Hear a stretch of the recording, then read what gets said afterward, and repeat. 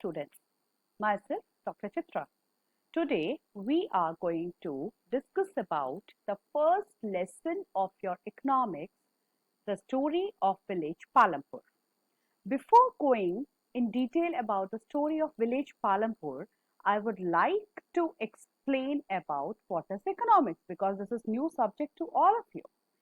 So, economics is the study of how societies, government, businesses, households, and individuals allocate their scarce resources. The study of economics can also provide valuable knowledge for making decisions in everyday life. Economic studies how people spend the resources they have. I will give you one example. We will discuss it in a detailed way.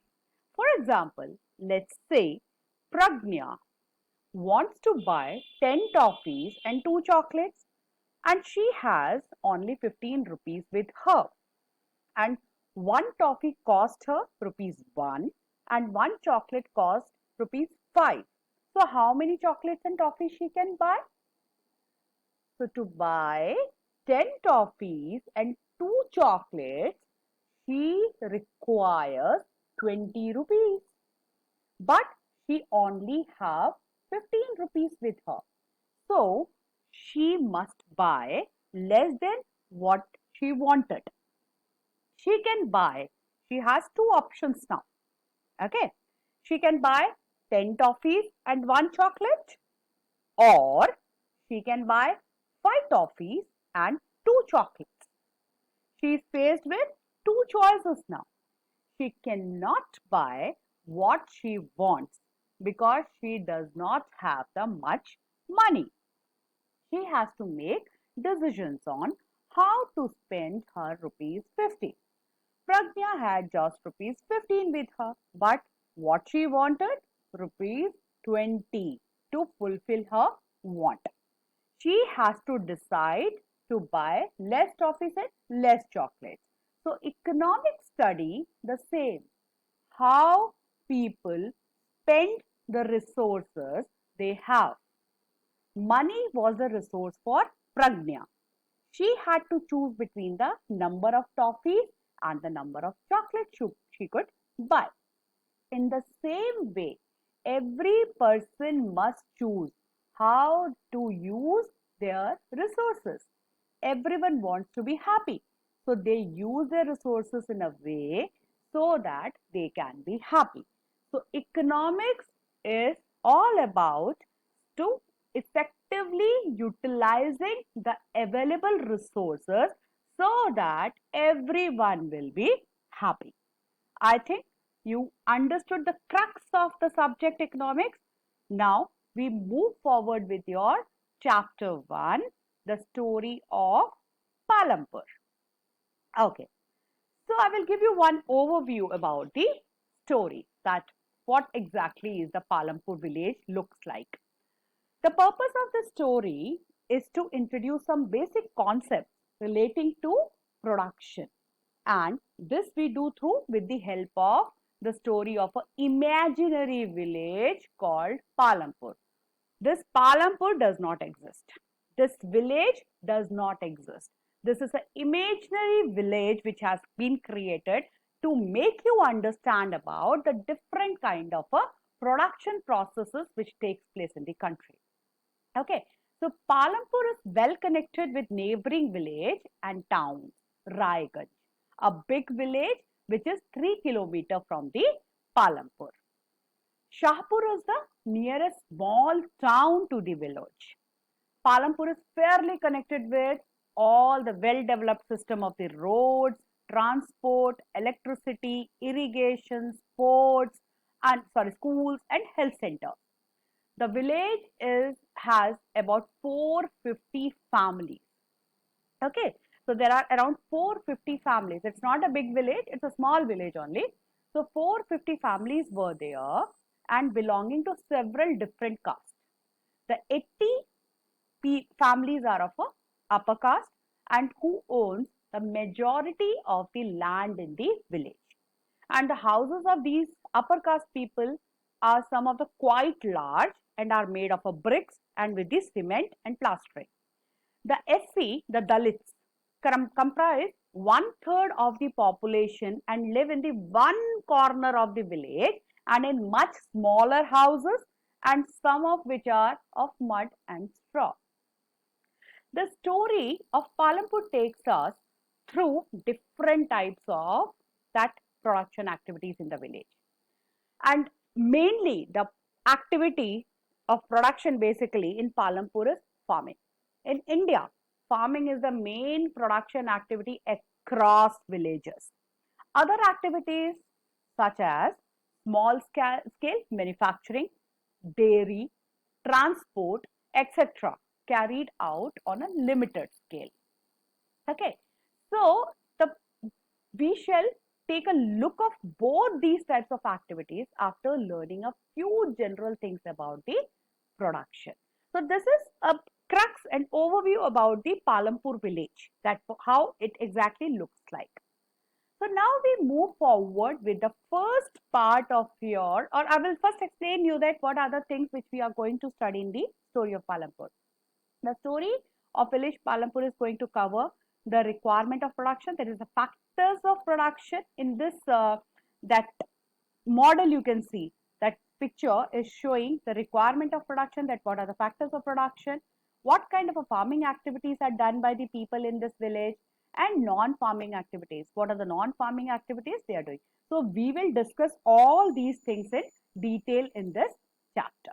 So the first thing which we are starting for this chapter is factors of production.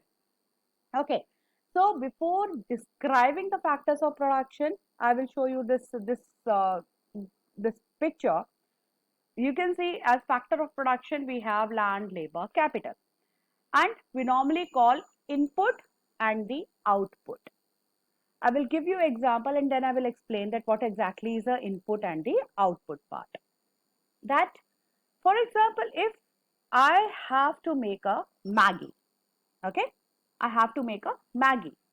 So for making a Maggi, I require so many things. I need pan, I need water, I need gas, I need Maggi packet. So that before final outcome, that is a Maggi for eating purpose which I am going to get, the whatever product I am going to use in making process, that is known as an input. That is an input. That is land, labor, capital. Okay. So that is something which is known as an input. That final output, that Maggi which is ready for eating, that Maggi is output. The cooked Maggi is output. But for making, I used water, I used my place, that is a land, building, and the water and the Maggi packet, the raw material. So I utilized all those things in an effective way and cooked it in a final way, and then finally I received the cooked Maggi to eat. So the cooked Maggi is output and the things which I use to cook the Maggi is input. So factor of production is basically input, and the final things which are made and went to the market for selling the things and for the customers is known as output. Okay, so we will discuss it in a detailed form now, that what exactly is factor of production. So first, what does factors of production means? Let's answer this question now.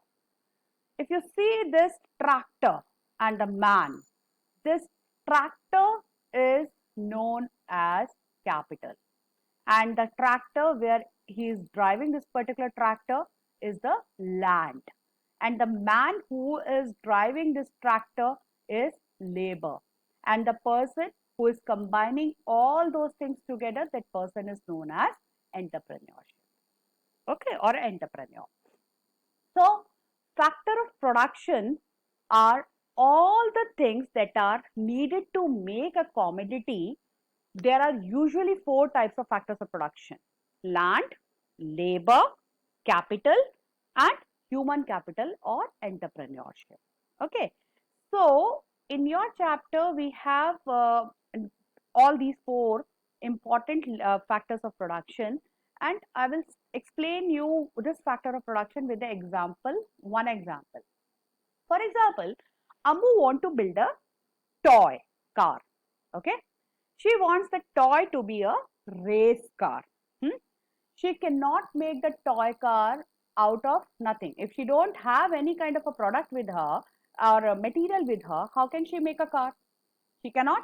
To make a toy, she will need to collect and join different things. Okay, so what could these things be? Amu wants the toy to be made of plastic, so she will be needing a plastic. To run the toy car, she needs battery. So Amu will need to get batteries. She will need an antenna for the car so that remote can be connected to the car. So Ammu will also need to buy small tires so that car can move.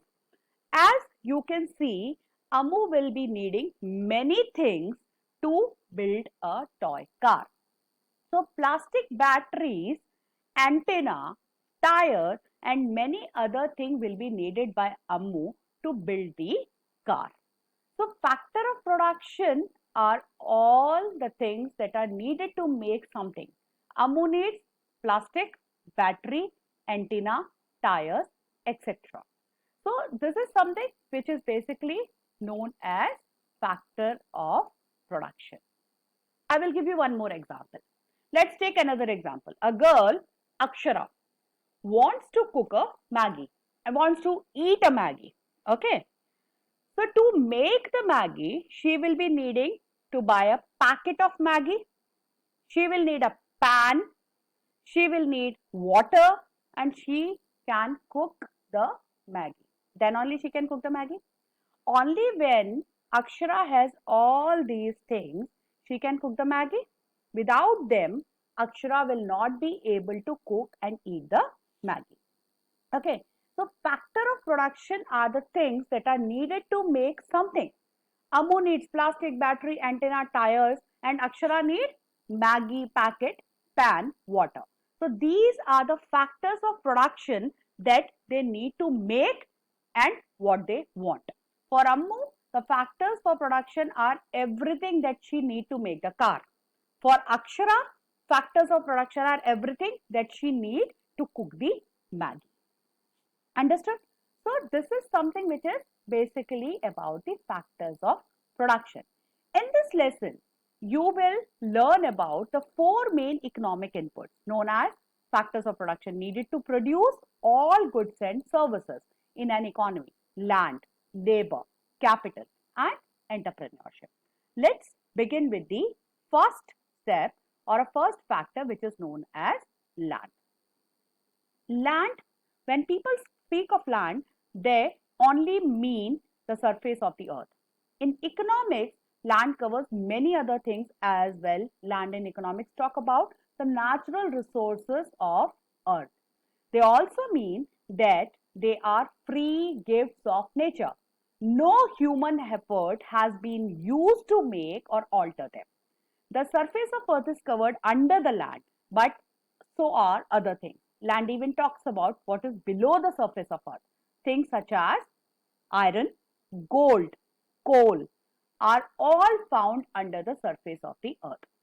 Land in economics covers everything for soil, rivers, ocean, forest, mountain, desert, water, rain, air, sun, moon, etc. Land is the first and most important resource to make anything. In an example of Ammu, we can say that let's say that Ammu want to start the factory of a toy car. She will need many things. She needs is land. She will need land to build her factory. She will need land to keep her machines. She will need water for her workers. Without any of this, Ammu will not be able to start her factory. This is why land is first thing that is needed to start production. I hope today all of you understood that the first factor of production, that is land, and what exactly is factor of production. Thank you so much for listening carefully. In our next session, we will be discussing about other factors of production like labor, capital and entrepreneur and other part of the story of village Palampur. Thank you so much.